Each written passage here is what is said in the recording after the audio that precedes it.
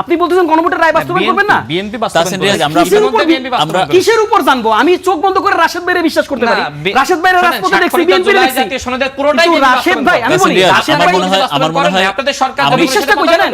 রাশেদ ভাই যখন ঘুমের থেকে উঠা দেখে, রাশেদ ভাই যখন ঘুমের থেকে উঠা বলে গণভোট কি এটা প্রতারণার দলিল, না না, বিএনপি যতটুকু বিষয় সামনে সেটা বিএনপি এই প্রসঙ্গে আমি যে প্রসঙ্গটা এনেছিলাম, আমাকে একটু বলবেন রাশেদ খান, আমি যে প্রসঙ্গটা বলেছিলাম, এবং এটা তো ভালোবাসায় কথা বলার সুযোগ না। না কেন ভাই, এটা তো যে যেমন তাকে সেই ভাষায় কথা বলতে হয়। মানে কেউ যদি আপনাকে রিজিওনালি বলে আমাকে ভালোভাবে সম্বোধন করেন, আমি আপনাকে করব।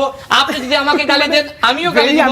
আপনি যদি এক হাতে গিয়ে আসেন, আমিও দুই হাতে গিয়ে যাব। এইটা পলিটিক্স এবং বাংলাদেশের বাস্তবতায়। অন্যথায় এই দেশ চালানো যাবে না তো জানি না, কারণ তিনি বলছেন কিন্তু যেটাই হোক না কেন, শুনেন, যেটাই হোক না কেন, বাংলাদেশের মাননীয় প্রধানমন্ত্রী ইন্টারপ্রিটেশন দেই, বাংলাদেশের ইন্টারপ্রিটেশন দেন না। আচ্ছা আমি শেষ করি। বাংলাদেশের মাননীয় প্রধানমন্ত্রী তিনি কিন্তু নির্দেশনা দিয়েছেন যে এই নাম রাখা যাবে না, এবং যেখানে যে ভুল করছে ভুলগুলো তিনি শুধরিয়ে দিচ্ছেন। শোনেন, তার মানে তাকে সুযোগ দিতে হবে। দেখুন, যেই বক্তব্যটি এসছে, প্রথমত এই বক্তব্যের প্রেক্ষাপটটা আমাদেরকে একটু বোঝা জরুরি।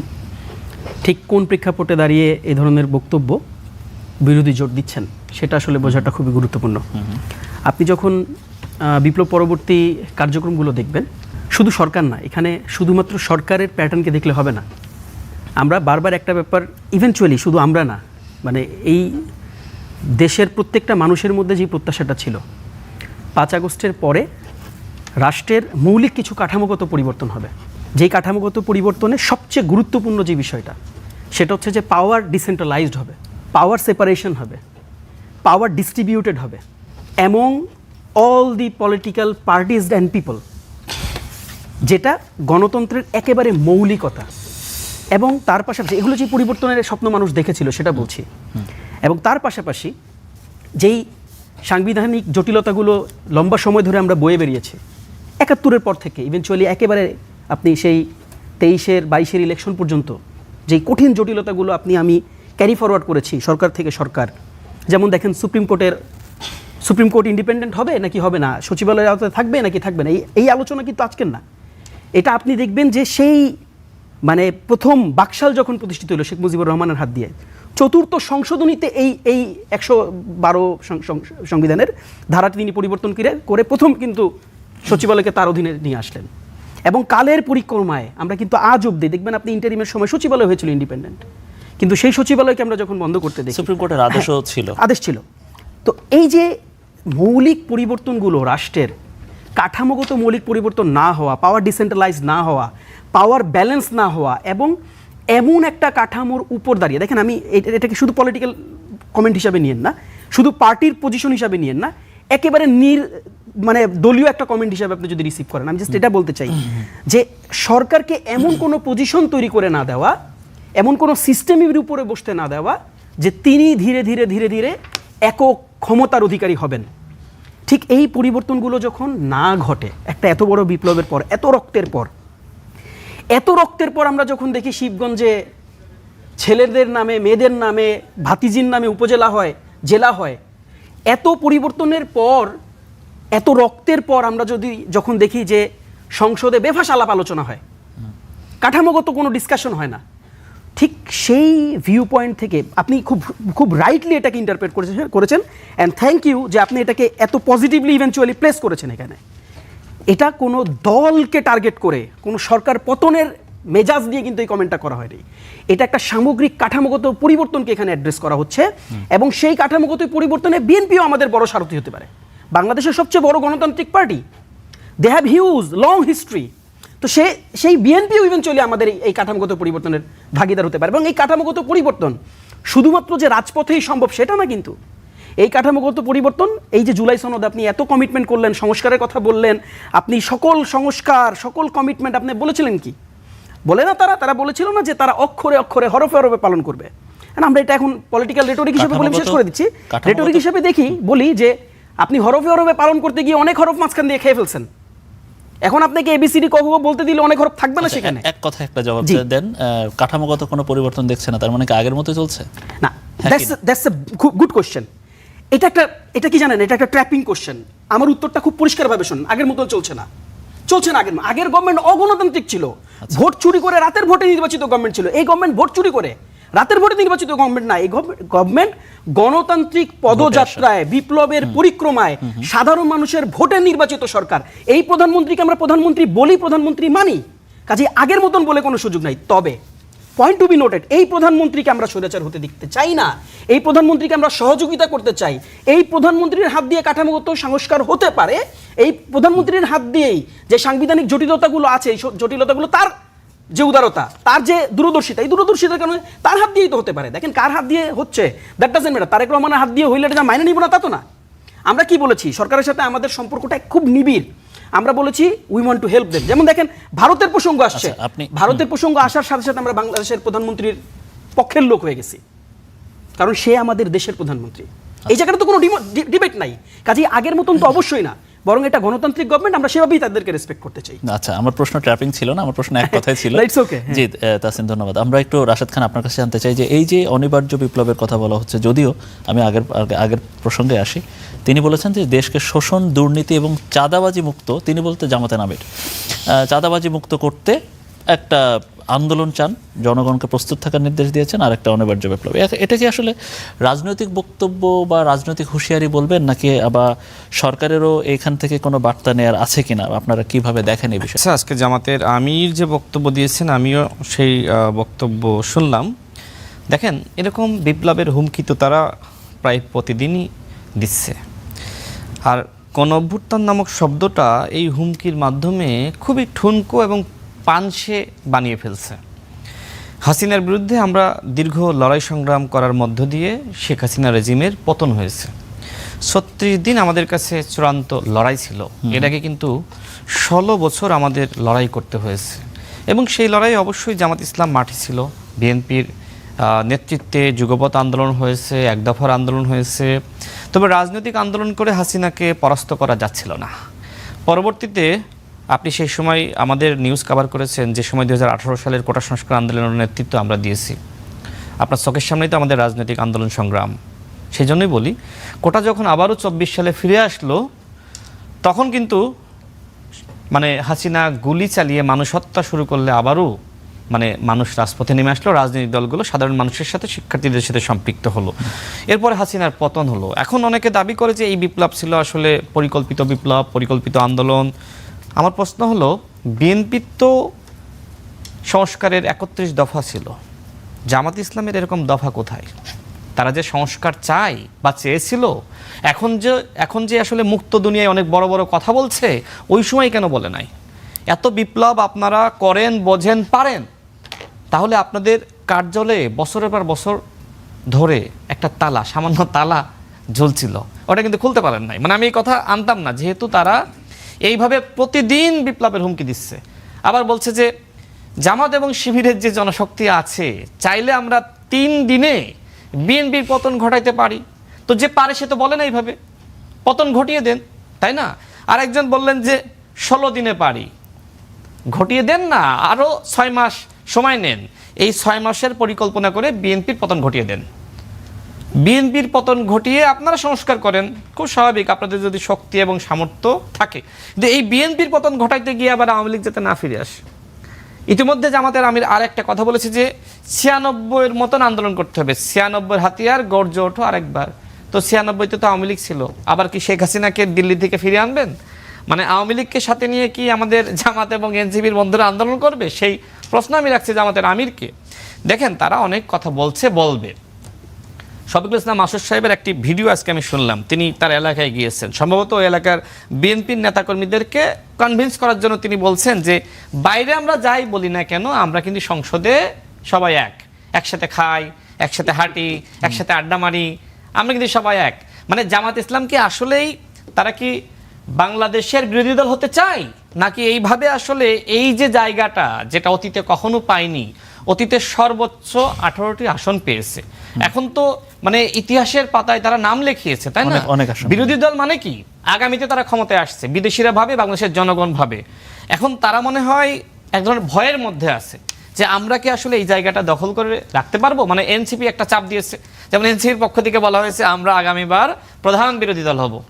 এই চাপ তাদের মস্তিষ্কের মধ্যে ঢুকে পড়েছে আমার কাছে যেটা মনে হয়। আমি বিএনপির কথা বললাম না, আপাতত তো আসলে জামাত ইসলাম এনসিপি চাপই সামলাইতে পারতেছে না। আচ্ছা। তো বিএনপি যদি চাপ দেওয়া শুরু করে, মানে তারা যে দেখেন এই মুহূর্তে তাদের যে এমপিরা, তাদের যে বক্তব্য, এইবার তো ৭৭টি আসন পেয়েছে এই বিরোধী দলীয় জোট, যদিও এখানে জামাতের ভূমিকা বেশি, এবং জামাতের এমপিদের যে পারফরমেন্স এবং সংসদের বাইরে রাজপথে তাদের যে বক্তব্য, মানুষ তো আগামীবার জামাতকে ভোট দেয় কিনা সেটি নিয়ে আমি সন্দেহে বিএনপি যে আছি। চাপ দেওয়ার কথা বলছেন, এখন এই চাপটা কি আসলে আমরা দেখি যে বিরোধী দলের উপরে দমনপীড়ন হয় বা আটক হয়, এরকম বিষয়টা কি এরকম এই চাপ? আচ্ছা, আপনি একটা ভিডিও না, আমি নিশ্চয়ই দেখেছেন, একটু ছোট করে বলবো।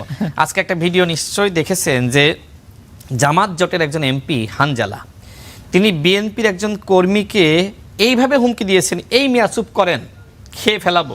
মানে তার ভাষাটা এত জঘন্য আর আক্রমণাত্মক ছিল। একটা গ্রামে বিচার করতে গিয়ে নিশ্চয়ই। এক্স্যাক্টলি। আচ্ছা, তো আমার কাছে মনে হচ্ছে যে আমরা ওই এটা- প্রসঙ্গে এটা না দিয়ে যাই, শেষ আমার করবো। প্রশ্নের উত্তর একটু ছোট করে হ্যাঁ, প্রশ্নের উত্তর দেবো, আপনার প্রশ্নের উত্তর দেওয়ার জন্য এটা আনা। তো আমার কাছে মনে হচ্ছে যে আসলে সে এমপি হানজালা নাকি আরেকটা হারামজাদা। আমরা আওয়ামী লীগের হারামজাদাদেরকে দেখেছি এইভাবে আমরা আমাদের নিশ্চয়ই অপোজিশন রাশেদ খান- লিডারদেরকে হুমকি দিয়েছে। রাশেদ আজকে খান- দেখেন, আমি রাশেদ শেষ খান, করি, এটা প্রসঙ্গটা শেষ করি। আমার মনে হয় আমি শেষ করি, আমি কেন বলছি শেষ করি, আমার মনে হয় খেয়ে ফেলবে মানে কি মেরে যদি- ফেলবে, না, না, এইভাবে একটু- আওয়ামী লীগের একটু- এমপিরা হুমকি দিত। আজকে বিরোধী দল হয়ে তাদের এমপিরা সরকারি দলের লোকজনকে হুমকি দিচ্ছে। মানে তাদের আচরণটা এরকম যে বিএনপি ক্ষমতায় থেকেও বিএনপি ক্ষমতায় নাই, বিএনপি অপোজিশনে আছে, আর ক্ষমতায় আছে আপনার এই জামাত ইসলাম। তাদের এমপিদের হুমকিটা দেখেন। একটা পরামর্শ আসলে দিতে চাই, আমি আসছি তাসিন, একটা পরামর্শ আসলে দিতে চাই। জাতীয় সংসদে আমরা যেমন দেখি যে বক্তব্য এক্সপান্স করার ব্যাপারটা, আমাদের এখানে যদি সেই সুযোগ থাকতো, আপনার এই শব্দটা আমরা না, করতাম। আমরা শব্দটা এখানে কারোর request ব্যক্তিগত, তার এই যে আচরণটা, মেরে ফেলবে, আমরা খুন কোনো করবে। আসলে কাউকে ব্যক্তিগত আমি এরকম request কোনো করতাম বিশেষণে না। বিশেষায়িত না করি। বক্তব্য আমরা expose আপনি করতেই পারেন। আমরা সেই জায়গাটি নিজেদের না, ব্যক্তিত্ব ওনাকে হিসেবে আসলে রাখি। খুব বেশি ভালোবাসায় বলার আমরা- সুযোগ নাই। আমরা আসবো একটা রাশেদ মানুষকে খান। হত্যা হুমকি দিচ্ছে, আমরা- খেয়ে ফেলবে। আমরা আসবো রাশেদ তাকে খান আপনি আপনার কি কাছে। মিষ্টি ভাষায় কথা বলবেন?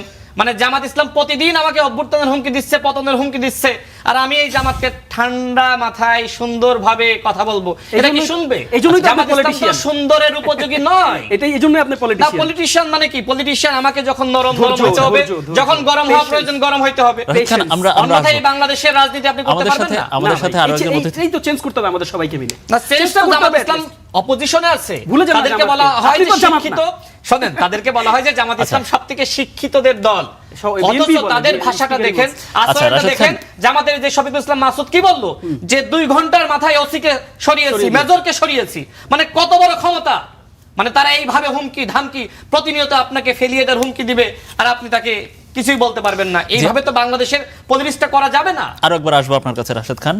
হাসান তারিক চৌধুরী, রাজনৈতিক বিশ্লেষক হিসেবে আপনার কাছে প্রশ্ন, এই যখন আসলে অবস্থা, আমি আর পুরোপুরি না বললাম, এই যখন আসলে অবস্থা, তারা বিরোধী দল কেউ সরকারি দল হলেও তারা আমরা দেখেছি যে জুলাই গণঅভ্যুত্থানে এক পক্ষের শক্তি ছিল আসলে তারা। এটাও সত্যি, সংসদে বা বিভিন্ন জায়গায় তারা আসলে একসাথেই খাওয়া দাওয়া করে, একসাথেই সব কিছু, একজন আর একজনের বাসায় যায়। কিন্তু আবার রাজনৈতিক মঞ্চে, আমরা টকশের মঞ্চে দেখছি যে আসলে এই যে এক ধরনের বৈরিতাপূর্ণ সম্পর্ক, এটা কি আসলে দেশের জন্য ভালো হচ্ছে কিনা আপনার কাছে কি মনে হয়, এবং এটার একটু ব্যাখ্যা সহ জানতে চাই আসলে। দেখুন, আসলে বাংলাদেশের এখন যে পরিস্থিতি, সাধারণ মানুষ একটু সন্দেহগ্রস্ত যে যারা নেতা তারা কি আসলে নেতা না অভিনেতা। এই যে নেতা এবং অভিনেতার যে পার্থক্য, এটা চিরকালই ছিল এবং এই পার্থক্যের মাত্রাটা দিনে দিনে বেড়েছে। তবে সবচেয়ে বড় অভিনয় আমরা দেখতে পাচ্ছি সম্ভবত তাদের কাছ থেকে যারা বাংলাদেশের অস্তিত্বটাকেই কখনো মেনে নিতে পারে নাই। আচ্ছা, এই দেশ যে পয়দা হওয়া, আমরা যদি বাংলাদেশ পয়দা হওয়ার ইতিহাস যদি দেখবেন যে অনেক রক্তের বিনিময়ে, অনেক আত্মত্যাগের বিনিময়ে এই বাংলাদেশের জন্ম লাভ করেছিল। একটা শিশুর যেমন জন্মের ইতিহাস থাকে, একই রকমভাবে বাংলাদেশ নামক রাষ্ট্রটিরও একটি জন্মের ইতিহাস আছে এবং জন্ম দাগও আছে। যেই দাগটা আমরা এমনভাবে উপলব্ধি করছি যে স্বাধীনতার এত বছর পরেও প্রকৃত স্বাধীনতা বাংলার মানুষ পায় নাই। সেটা কি রাজনৈতিক স্বাধীনতা, অর্থনৈতিক স্বাধীনতা। 24-এ যে অভ্যুত্থানটি হয়ে গেল, আমি সুস্পষ্টভাবে বলবো যে আমি কখনো এটাকে বিপ্লব বলবো না, কারণ বিপ্লব হওয়ার সাথে সাথেই একটা রাষ্ট্রের আমূল সংস্কার হয়ে যায়।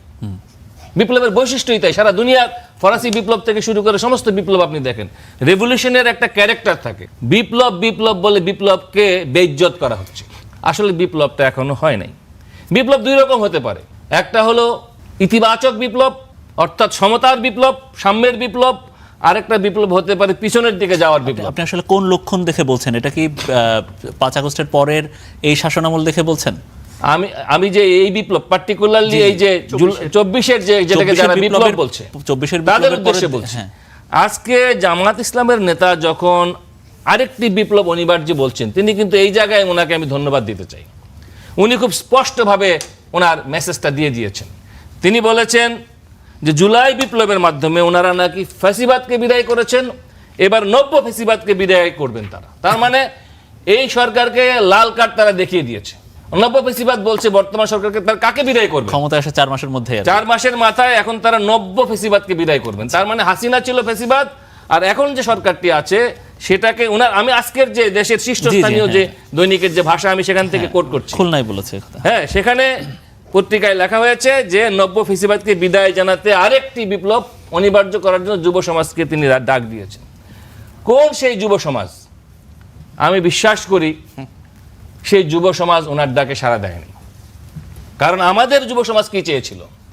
আমাদের দেশের যুব সমাজ চেয়েছিল রাজনৈতিক কোটা, মুক্তিযোদ্ধা কোটার নামে যে ধ্বংসাত্মক লীলা তার দেখেছে, তার বিপরীতে মেধাভিত্তিক মেধার রাজত্ব চেয়েছে, রাষ্ট্র ব্যবস্থার বৈপ্লবিক সংস্কার চেয়েছে, বিচার বিভাগের স্বাধীনতা চেয়েছে, এবং যে কারণে এই ছাত্র আন্দোলনের নাম ছিল বৈষম্য বিরোধী ছাত্র আন্দোলন।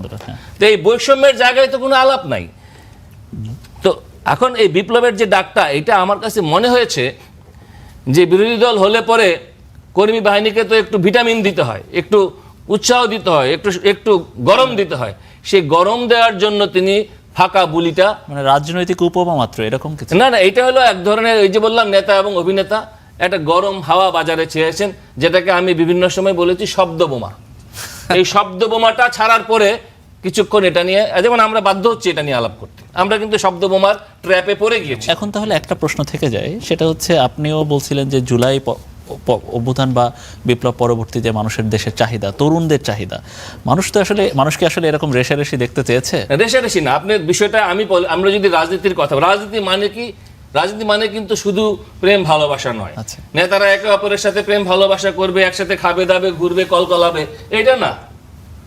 রাজনীতি মানে রাজনৈতিক পরমতের প্রতি যেমন শ্রদ্ধাবোধ থাকবে, আবার যৌক্তিক গণতান্ত্রিক লড়াইটাও থাকবে। আজকে যদি দেখতাম এই জামাত ইসলাম, এই এনসিপি, বিএনপি যে গোলামি চুক্তি করেছে, সেই গোলামি চুক্তির বিরুদ্ধে মার্কিন দূতাবাস ঘেরাও করত। আজকে যদি দেখতাম এই জামাত এবং এনসিপি বিচার বিভাগের যে স্বাধীন সচিবালয়টা বন্ধ করে দিল, তার বিরুদ্ধে আইনমন্ত্রীকে ঘেরাও করেছে। আজকে যদি দেখতাম দ্রব্যমূল্যের কারণে এই জামাত এনসিপি বাণিজ্য মন্ত্রীকে ঘেরাও করেছে, আটকে রেখেছে, সংসদের ভেতরে বাইরে আন্দোলন করছে, লাখো লাখো মানুষ তাদের ডাকে সাড়া দিচ্ছে, আমি বলতাম যে তারা অভিনেতা নয়, তারা নেতা। কিন্তু একসাথে খাই, একসাথে ঘুরি, বাইরে আমরা ঝগড়া করি, ভিতরে আমরা প্রেম করি, এই অভিনয় বাংলার মানুষ, বিশেষ করে তরুণ সমাজ দেখতে চায় না। আমার খুব দুঃখ লাগে, এখানে তাহসিন আছে, আমাদের মনে আশা ছিল যে বাংলাদেশে আসলে বিকল্প শক্তি হবে এরা। এই জামাতের মানে প্রাগৈতিহাসিক যুগের যে জামাতের যে ফিলসফি, জামাত ইসলামের ফিলসফিটা হলো ভেরি মাচ আউটডেটেড। এই যে যারা আপডেটেড ফিলসফি নিয়ে যারা এসেছিল বৈষম্য বিরোধিতার কথা বলে, তারা যখন একটা ব্যাকডেটেড ফিলসফির ট্র্যাপের মধ্যে ঢুকে গেল, তাদের সমস্ত কিছু শেষ হয়ে গেল।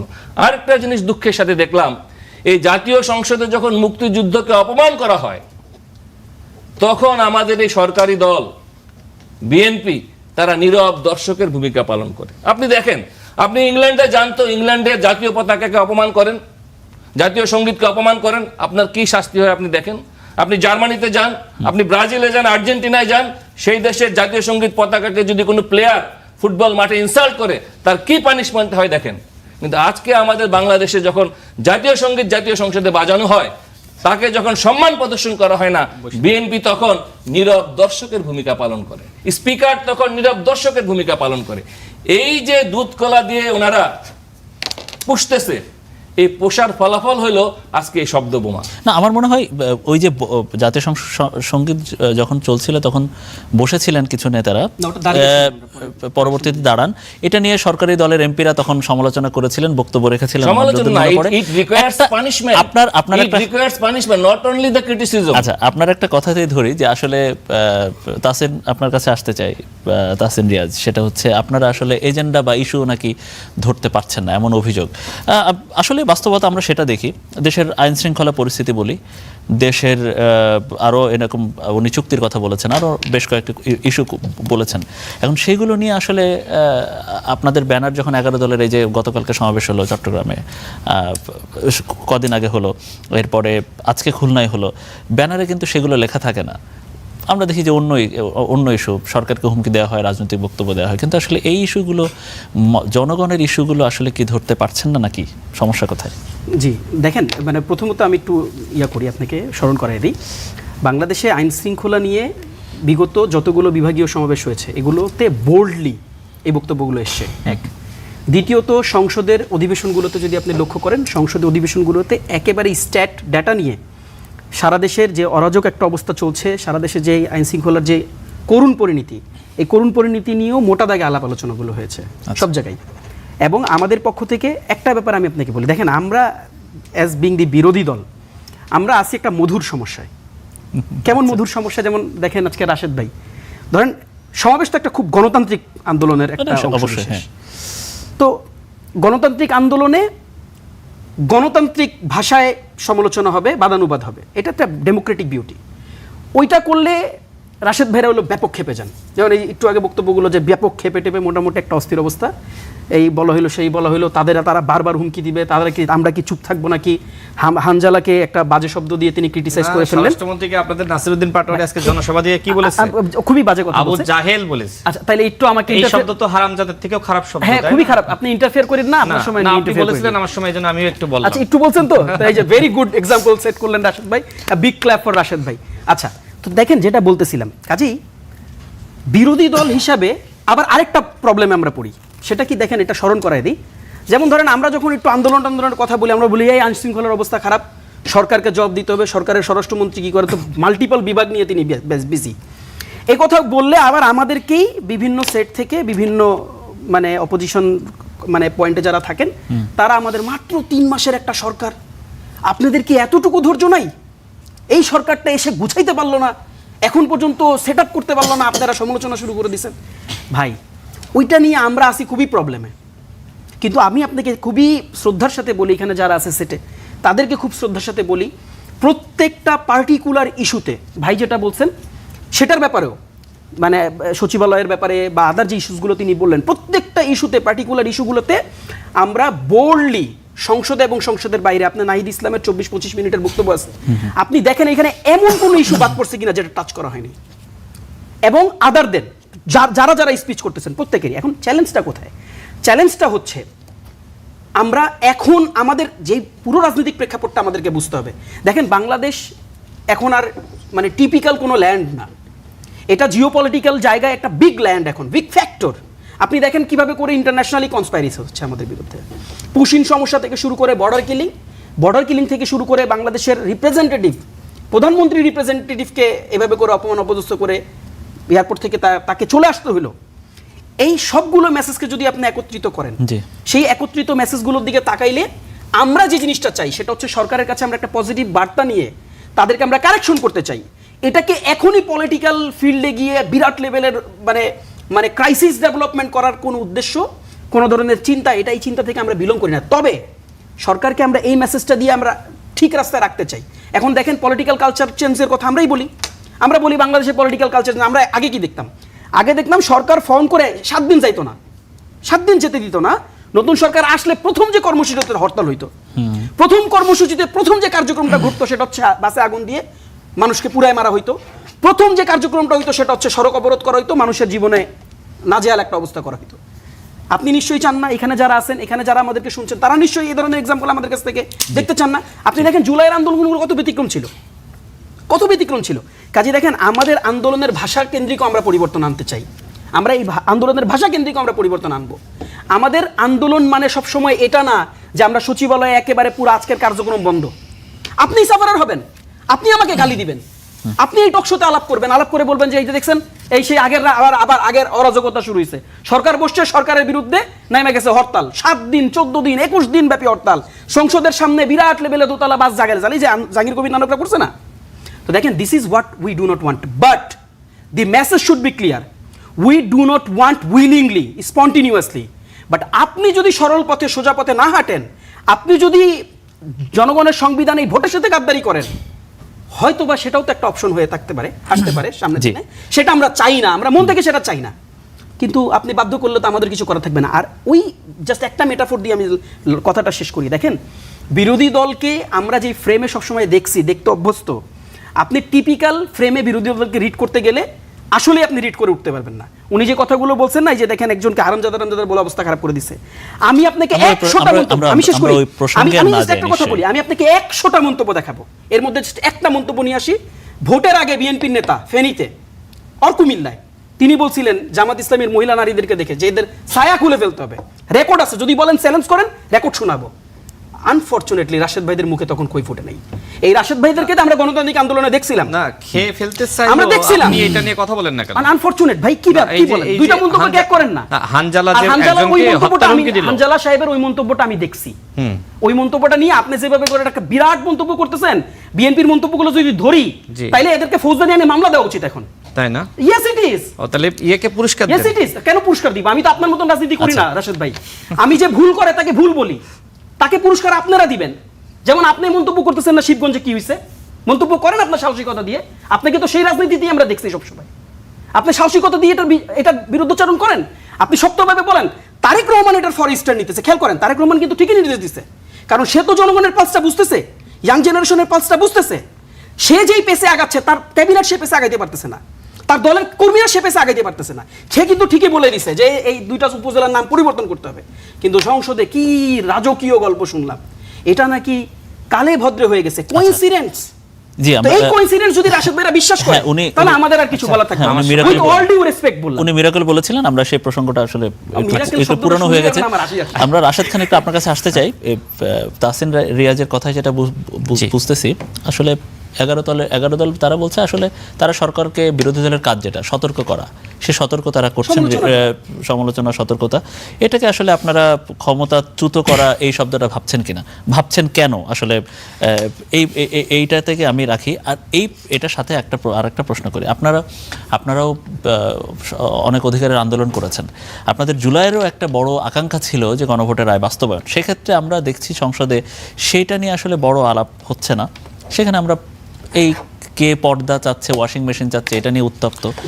আচ্ছা, কোন নারী এমপি কি পোশাক পরছে সেটা নিয়ে সংসদ উত্তপ্ত, এগুলো নিয়ে আসলে এরকম এই ম্যাটারগুলো। আচ্ছা দেখেন, এগুলো অনাকাঙ্ক্ষিত। আমরা আমাদের এনসিপির বন্ধুদেরকে একসময় দেখেছি জামাত ইসলাম সম্পর্কে নানান মন্তব্য করতে। 71-এর দায় যাদের আছে তাদের সাথে যাব না, জামাত ইসলাম স্বাধীনতা, সার্বভৌমত্ব এবং মানচিত্র বিরোধী শক্তি, জামাত ইসলাম সংস্কার চায় না। এখন সেই জামাতের সাথে সংস্কারের দাবিতে আন্দোলন করছে। তার মানে জামাত যেহেতু ওই সময় সংস্কার নিয়ে প্রতারণা করেছিল, যেটা নাহিদ ইসলাম বলেছিল, নাসরুদ্দিন পাটোয়ারি বলেছিল যে জামাত বাংলাদেশে সংস্কারের নামে প্রতারণা করছে, ঠিক 11 দলীয় জোট এই মুহূর্তে যে জনসভাগুলো করছে এটা জনগণের সাথে প্রতারণা করছে। কারণ তারাই বলে গেছে জামাত ইসলাম সংস্কার চায় না, আবার ওই জামাতের নেতৃত্বে এখন সংস্কারের দাবিতে বিশাল বিশাল গরম বক্তব্য। তো এই জন্য আমি বলছি যে আমাদের এনসিপির বন্ধুরা এখন আসলে জামাতের মস্তিষ্ক দ্বারা পরিচালিত হচ্ছে। এই গরম বক্তব্য কি এখন আপনারা ক্ষমতাচ্যুতির দেখছেন, লক্ষণ দেখছেন? আচ্ছা দেখেন, গরম বক্তব্য কি বিএনপি আগে দিয়েছে? না, আমি সেটা বলি, বিএনপিকে আজকে বলা হয়েছে নব্য ফ্যাসিস্ট। ঠিক একইভাবে নির্বাচনের আগে বিএনপিকে বারবার বলছিল এক স্বৈরাচারকে হটিয়ে আরেক স্বৈরাচারকে ক্ষমতায় আনবো না। ক্ষমতায় আসার আগে বিএনপিকে নব্য ফ্যাসিস্ট বলছিল জামাত ইসলাম। জনগণ কেয়ার করে নাই, জনগণ জামাতের বক্তব্যকে পাত্তা দেয়নি, জনগণ বিএনপিকে ক্ষমতায় এনেছে। কারণ কি? কারণ এই যে দেখেন জাতীয় সংসদে জামাতের এমপিদের বক্তব্য, জামাতের এমপিরা যত মুখ খুলবে তাদের অযোগ্যতা এবং মূর্খতা জনগণের সামনে তত বেশি প্রকাশ পাবে। সুতরাং তারা যে আসলে দেশ চালাতে সক্ষম নয় এটা এনসিপি না বুঝলেও এটা জনগণ বুঝেছে। এনসিপি মনে করেছিল যে ডক্টর মোহাম্মদ ইউনূস যেহেতু বারবার বলছে যে এই তরুণরা আগামীতে মন্ত্রী হবে, দেশ চালাবে, নির্বাচনের কয়েকদিন আগেও বলেছে, সেই জায়গায় এনসিপি ভাবলো যেহেতু প্রত্যেকটা অনলাইন জরিপে জামাত ইসলাম ফার্স্ট এবং ওই সময় ছাত্র সংসদ নির্বাচনে ভালো করেছে, মোটামুটি জামাত একটা সিগন্যাল পেয়েছিল অন্তর্বর্তীকালীন সরকারের কাছ থেকে যে জামাত এবং এনসিপি মিলে সরকার গঠন করবে আর বিএনপি হবে অপোজিশন। এই জন্য এনসিপি পরবর্তীতে কি করলো, তারা বিএনপির সাথে আসন ভাগাভাগির আলোচনা করলেও তারা কিন্তু শেষমেশ গেল জামাতের সাথে। নিশ্চয়ই খেয়াল করবেন যে এনসিপির এই চিল্লাপাল্লা কেন, একটাই, মানে জামাতের বিরুদ্ধে এনসিপি এত কথা কেন বললো, বলার একটাই কারণ বিএনপির কাছ থেকে আসন বেশি ভাগিয়ে নেওয়া। আচ্ছা যাই হোক, আমরা তো প্রতিবাদ করছি যে সময় তারা এইভাবে মানে গালিগালাজ করছে, উল্টাপাল্টা বলছে, সেই সময় আমাদেরকে ওইটাকে এক প্রকার আমাদের বক্তব্য দিয়ে এটাকে প্রতিহত করা লাগছে। আজকে দেখেন জনসভা থেকে মাননীয় স্বরাষ্ট্রমন্ত্রীকে আবু জাহেল বলা হয়েছে। আবু জাহেল কে ছিলেন? স্বরাষ্ট্রমন্ত্রীকে আবু জাহেল। তো এই যে স্বরাষ্ট্রমন্ত্রীকে আবু জাহেল বলা হলো, এনসিপির কোনো প্রতিবাদ আছে? অর্থাৎ এনসিপি নাসিরউদ্দিন পান্ডাকে এইভাবে রাজপথে ছেড়ে দিয়েছে মাননীয় প্রধানমন্ত্রী, স্বরাষ্ট্রমন্ত্রী, মির্জা আব্বাস সাহেব, মাননীয় প্রধানমন্ত্রী সহধর্মিণী এবং জাইমা রহমানকে নিয়ে কটূক্তি করার জন্য। জনাব তারেক রহমান বাংলাদেশের মাননীয় প্রধানমন্ত্রী, তার মেরুদণ্ড কারা ভেঙেছিল? ১/১১ সরকার। সেটি নিয়ে যে ব্যক্তি কটূক্তি করতে পারে, কটাক্ষ করতে পারে, সে রাজনীতিবিদ হইতে পারে না, সে রাজনৈতিকভাবে পান্ডা। সুতরাং এই কথাগুলো আমরা কেন বলতেছি, দেখেন ইসলামের ইতিহাসে আবু জাহেল ছিলেন মহানবী হযরত মুহাম্মদ সাল্লাল্লাহু আলাইহি ওয়াসাল্লামের নবুয়ত প্রচারের সময় সবথেকে কট্টর বিরোধী, মক্কার কুরাইশ বংশের নেতৃত্বস্থানীয় একজন মুশরিক বা পত্তলিক। কোথায় গেছে নাসিরউদ্দিন পান্ডা? তো আমাদের ছোট ভাইরা এই নাসিরউদ্দিন পান্ডাকে থামায় না। যখন এই পান্ডাকে থামানোর জন্য আমরা কথা বলি, তখন আমরা নাকি শব্দ বোমা উচ্চারণ করছি। আপনার দাবি অনুযায়ী, আপনার দাবি অনুযায়ী ভালো মানুষের সাথে আমি ভালো পলিটিক্স করি, আপনার দাবি আমি তো অনুযায়ী কেউ যদি বাইরে কথা বলছি না, কিন্তু যে এইভাবে স্বরাষ্ট্রমন্ত্রীকে আবু জাহেল বলছে, তাকে নাসিরউদ্দিন পান্ডাই বলতে হবে এবং তার যে ভ্যাকসিন দেওয়া দরকার দিতে হবে, অন্যথায় বাংলাদেশের রাজনৈতিক সংস্কৃতি নষ্ট হয়ে যাবে। আজকে দেখেন আওয়ামী লীগের সময়ও কিন্তু একজন নেতার বিরুদ্ধে এই ভাষায় কথা বলে নাই। আজকে বাংলাদেশের রাজনৈতিক সংস্কৃতিকে কলুষিত করেছে এনসিপি, আজকে বাংলাদেশের রাজনৈতিক সংস্কৃতিকে কলুষিত করেছে জামাত এবং শিবির। যে ভাষায় তারা কথা বলছে, বড় বড় নেতাদেরকে আক্রমণ করছে। মাননীয় প্রধানমন্ত্রীকে দেখেন নাই, সে সংসদে বলছে অপোজিশনের দিকে আঙ্গুল দিয়ে যে আপনারা ছাড়া আমরা সম্পূর্ণ নয় এবং আমরা ছাড়া আপনারা নয়। এই দেশ পুনর্গঠনে অপোজিশনের সহযোগিতা আমাদের লাগবে। তিনি কতটা আন্তরিক, সংসদে দাঁড়িয়ে তিনি কারোর সমালোচনা করেন না। এমনকি যে সময় মাওলানা মামুনুল হককে নিয়ে একজন এমপি অনাকাঙ্ক্ষিতভাবে বক্তব্য প্রদান করছিলেন, মাননীয় প্রধানমন্ত্রী তিনি হস্তক্ষেপ করে থামিয়ে দিয়েছেন। অর্থাৎ ওই সংসদে যারা আছেন সরকার দলীয় বা অপোজিশনের সকল এমপি সম্মান রক্ষার জন্য তিনি কথা বলেন। হ্যাঁ, রাজনৈতিক জনসভায় রাজনৈতিক কাউন্টার তিনি দেন, এটা খুব স্বাভাবিক। কিন্তু ওই সংসদে দেখেন তার ভাষা, তার আচরণ, তার দক্ষতা, তিনি যেভাবে সবাইকে সম্মান করেন। অপোজিশনের এমপিরা বক্তব্য দেওয়ার সময় কি ঋণ খেলাপি কোনো ব্যক্তি কি এমপি নির্বাচন করতে পেরেছিল? এটা কি বাংলাদেশের যে আরপিও বলেন, আইন বলেন, আদালত বলেন, এইটা অনুযায়ী কি ঋণ খেলাপি কেউ নির্বাচন করতে পারে?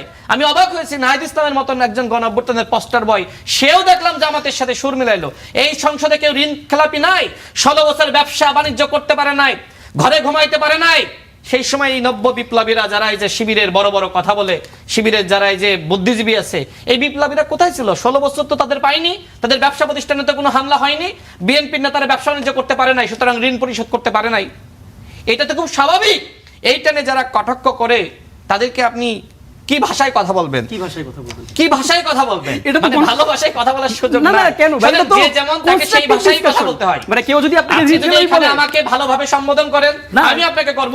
আপনি যদি আমাকে গালি দেন, আমিও গালি দেব। আপনি যদি এক হাতে গিয়ে আসেন, আমিও 2 হাতে গিয়ে যাব। এইটা পলিটিক্স এবং বাংলাদেশের বাস্তবতায়। অন্যথায় এই দেশ চালানো যাবে না। জামাত ইসলাম এবং এনসিপি যে চক্রান্ত এখন শুরু করেছে, মাননীয় প্রধানমন্ত্রীকে ছাড় দিচ্ছে না, মানে তার ব্যক্তিগতভাবে আক্রমণ করছে, রাজনৈতিক সমালোচনা করেন। আপনি যে বললেন না যে একজন মন্ত্রী 2টা ইউনিয়নের নাম তার সন্তানের নামে দিয়েছে, কাকতলীয় নাকি আই ডোন্ট নো, কিন্তু এইটার জন্য আমি বলছি কাকতলীয় কি আমি তো জানি না, কারণ তিনি বলছেন কাকতলীয়। কিন্তু যেটাই হোক না কেন, শুনেন, যেটাই হোক না কেন, বাংলাদেশের ইন্টারপ্রিটেশন দেই, বাংলাদেশের ইন্টারপ্রিটেশন দেন না। আচ্ছা আমি শেষ করি। বাংলাদেশের মাননীয় প্রধানমন্ত্রী তিনি কিন্তু নির্দেশনা দিয়েছেন যে এই নাম রাখা যাবে না এবং যেখানে যে ভুল করছে ভুলগুলো তিনি শুধরিয়ে দিচ্ছেন। শুনেন, তাকে সুযোগ দিতে হবে, তাকে সুযোগ দিতে হবে। এই বাংলাদেশে তার থেকে বড় আধিপত্যবাদ বিরোধী শক্তি বা নায়ক আর একজনও নাই। আমি তাকে চিনি, এই জন্যই বলছি যে এখন যত বড়ই কথা বলেন না কেন, যে সময় ভারত আগ্রাসন চালিয়েছে সেই আগ্রাসনের শিকারটা বিএনপি সব থেকে বেশি হয়েছে। এই যে পুশিন না, অন্তর্বর্তীকালীন সরকারের সময় বিজেপি তো মেরুদণ্ড দেখি নাই, গণঅভ্যুত্থানের সরকার, আপনাদের সরকার না দেখি নাই, কিন্তু এখন দেখেন, এখন বিজেপি যে ভাষায় কথা বলছে যে আপনারা গুলি চালাইলে পাল্টা গুলি আমরা চালাবো। রাশেদ খান, এইটা তো মানে বিএনপি সরকার আমরা নিশ্চয়ই আসলে বিজেপি সাহস পায়। আমরা নিশ্চয়ই আপনার উত্তর পেয়েছি। আমরা আপনার কাছে একটা প্রসঙ্গ আমি বলেছিলাম, জনাব হাসান তারেক চৌধুরী স্যার আপনার কাছেও আসি, এই একই প্রসঙ্গে আসি। আসলে আপনি একটু আগে বলছিলেন যে বিরোধী দল অনেক ইস্যু আসলে তুলতে পারেনি। তো সেটা যেমন আমরা বাস্তবতা দেখি, আরেক বাস্তবতা আমরা দেখি সেটা হচ্ছে জাতীয় সংসদেও গণভোটের রায় নিয়ে কথা বলা গিয়েছিল, যদিও এটা বাজেট অধিবেশন। সংস্কারের অনেক অনেক কিছু বাকি আছে নিশ্চয়ই, জুলাইয়ের বা বিপ্লব বা অভ্যুত্থান যেটাই বলি সেটার দাবি দেওয়া ছিল। সেই সব প্রসঙ্গেও আসলে সরকারি দল থেকে উত্তপ্ত হয় না, বিরোধী দল থেকে উত্তপ্ত হয় না সংসদ, খুবই সামান্য।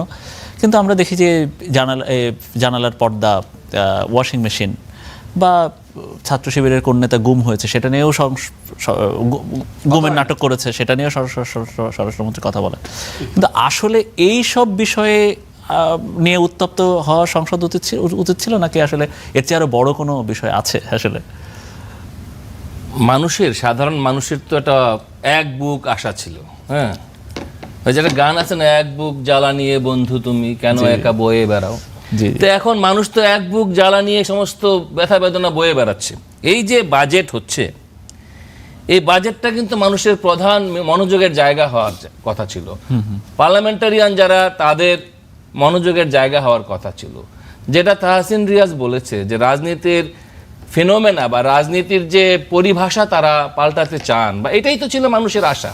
একটা মেরিটোক্রেসি, অর্থাৎ আপনি যদি একটা রাজনীতির গুণগত পরিবর্তন আনতে চান, সেটা তো আগের মতো হবে না, এটা তো মনোটোনাস হবে না।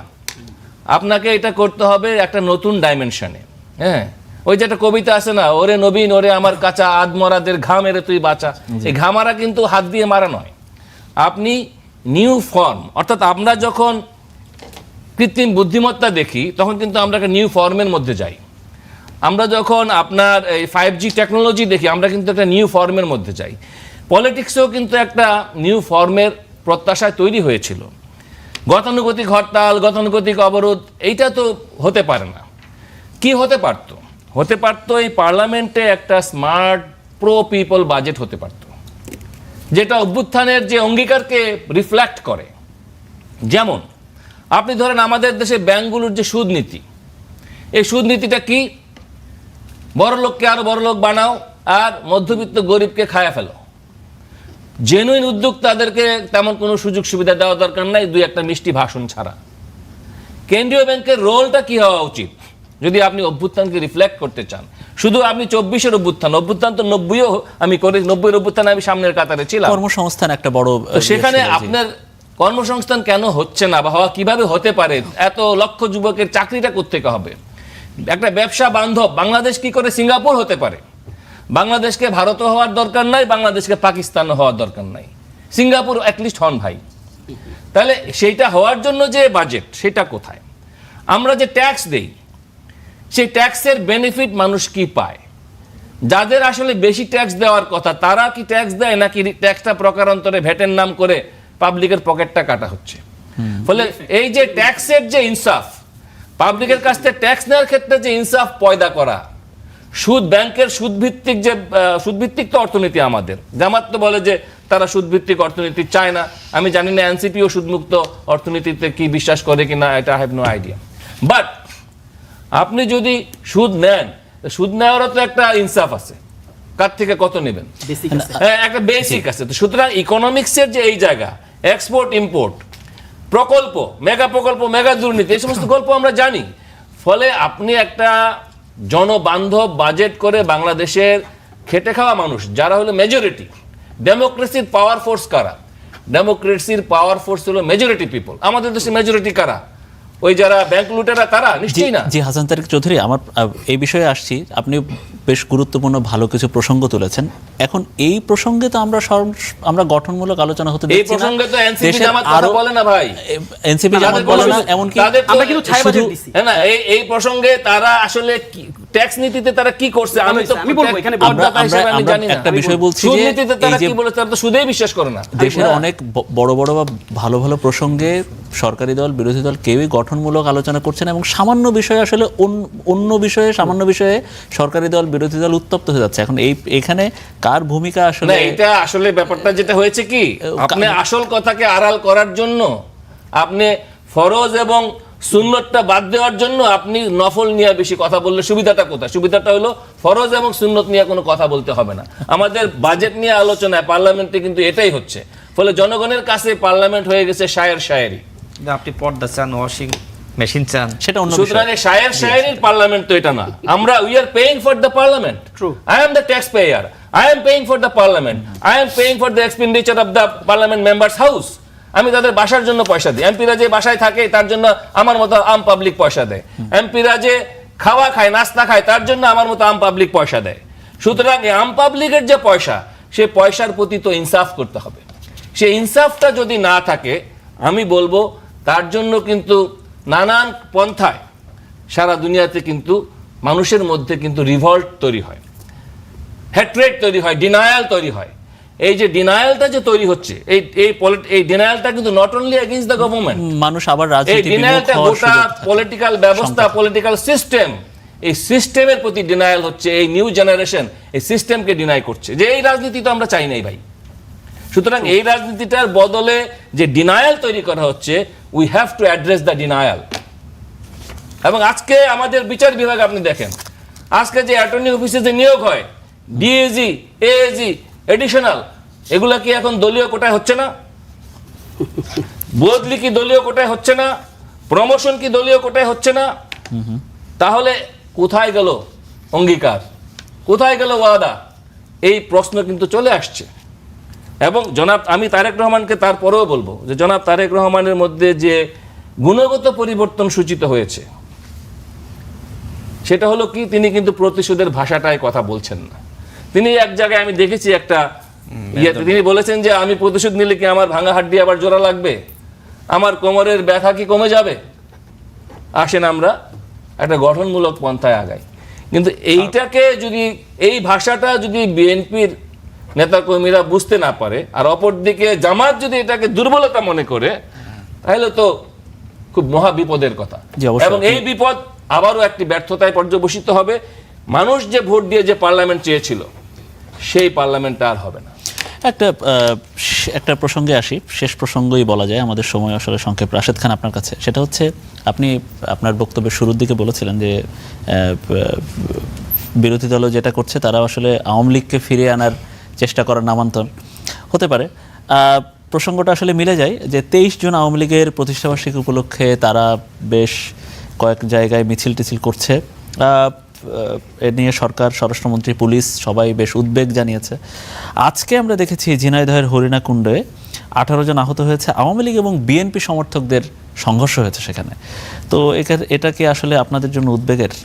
হ্যাঁ, ঝিনাইদহ আমার এলাকা, এটি অবশ্যই উদ্বেগের। মূলত প্রবলেমটা হয়ে গেছে যে বিএনপি আওয়ামী লীগের দ্বারা নিপীড়িত হলেও জামাত ইসলাম ভোটের রাজনীতি করার কারণে বিএনপি চাইলেও আওয়ামী লীগের যে বিচারটা যেভাবে আসলে জনগণ প্রত্যাশা করতে পারছে না রাজনৈতিক কারণে। কারণ যে সময় বিচারটা বিএনপি শুরু করবে, সেই সময় জামাত বাড়ি বাড়ি গিয়ে বলবে আমরা তোমাদের সাথে আছি। জামাতের জেলা পর্যায়ের একজন আমির, মনে করেন যে আমার আওয়ামী লীগের বাড়িতে গিয়ে, মনে করেন যে আমার ঝিনাইদহ জেলারই আমির, তার সাথে আমার অভ্যুত্থানের পরপর কথা হচ্ছে, তার সাথে আমার কথা হচ্ছিল গণ অভ্যুত্থানের পরে। তিনি আমাকে বলছিলেন এইবার আওয়ামী লীগ আমাদেরকে ভোট দিতে চায়। জামাতের আমির, জেলা আমির, মনে করেন যে আমার ঝিনাইদহ জেলার আমির, ঠিক আছে? টেলিভিশন টকশোতে নিশ্চয়ই আমি এত বড় ঝুঁকি নিয়ে মিথ্যা বলবো না। তো ঠিক এই আজকে দেখেন, আজকে জামাতের একজন এমপি বলেছে যে আওয়ামী লীগের লোকজন আমাদেরকে ভোট না দিলে কি আমরা এতগুলো আসন পাই? ভাই শোনেন না আপনিও তো শুনেছেন, সেই এনটিভিতে সেই তার সাক্ষাৎকার প্রকাশিত হয়েছে। তো এইটাই আসলে মূল প্রবলেম, যে আওয়ামী লীগের এই ভোট ব্যাংক, মানে আওয়ামী লীগ এখন গরিবের বউ, এই গরিবের বউকে সবাই পেতে চাচ্ছে। মূলত জামাত এই গরিবের বউকে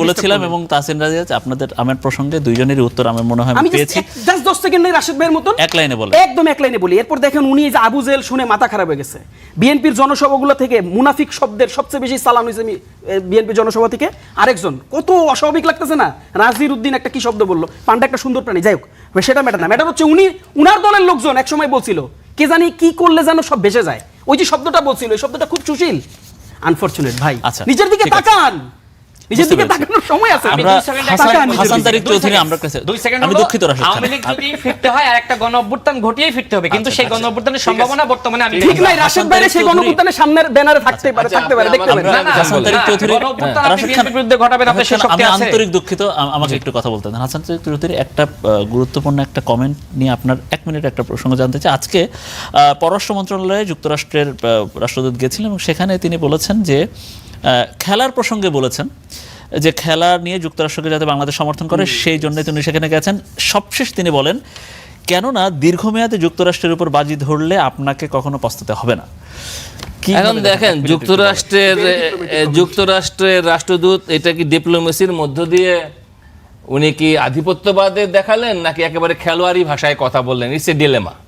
আচ্ছা হ্যাঁ, কারণ স্পোর্টস নিয়ে যখন কথা হবে তখন এটাকে আমাকে নিতে হবে স্পোর্টসলি।